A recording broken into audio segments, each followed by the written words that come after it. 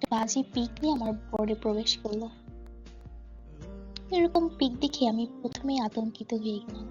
বললাম, এই ছাবলাটা এখানে কেমনে আসছে?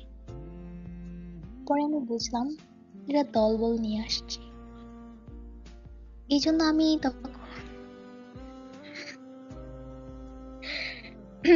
তখন বিষয়টা, যখন আমি নতুন ছিলাম, আমি আর এক ছাবলা ছিলাম, কারণে আমি বেশি কিছু বলার সাহস পাইনি। আমাকে বললো লুডো খেলো, আমি লুডো খেললাম। আমাকে বলে এই বোর্ডের অ্যাডমিন। আমি বললাম ঠিক আছে, অ্যাডমিন দিয়ে দিচ্ছি। প্রথমে দিতে আমার মনে চাইলো না, কিন্তু ওরা আমার থেকে জোর করে অ্যাডমিন নিল। জোর জবরদস্তি আমাকে হেনস্থা করলো। আমার মনের মেজাজ হাসির জীবনে বলবো না। তারপরে এভাবে এভাবে আমার দিনকাল ভালো যাচ্ছিল। সে অনেক ভিতরে কাহিনী আছে, সেটা বলবো না। প্রেম যেখান থেকে শুরু হলো সেটা বলতে চাই।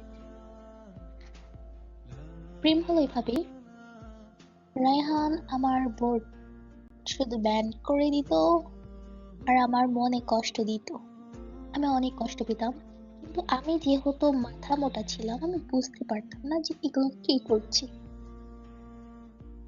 আর একবার হলো যে সে আমার বোর্ডে 3 রাত 24 ঘন্টা থাকতো, বের হতো না। আর এভাবে এভাবে আমি তার সাথে কথা বলতাম আর মায়ায় পড়ে গেলাম।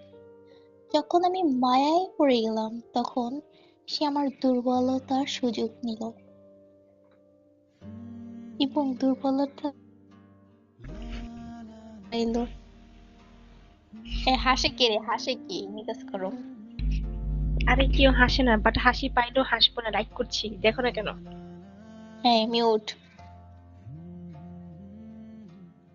এভাবে এভাবে আমি বুঝতে পারলাম এটা তো একটা গালিবাজ। এটা একটা গালিবাজের সাথে আমি প্রেম করে ফেলছি। কিন্তু তখন তার কোনো উপায় নেই। আমি তো একজন আমার তো আত্মসম্মান বোধ আছে। আমি তো আর পারফেক্ট না যে বেহায়া হব।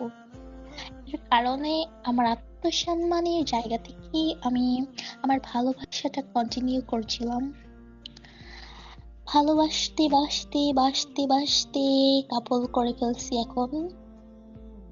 আর এখন আমি আর বলতে পারতেছি না কি যে হইতেছে আমার সাথে, বুঝি না আমি।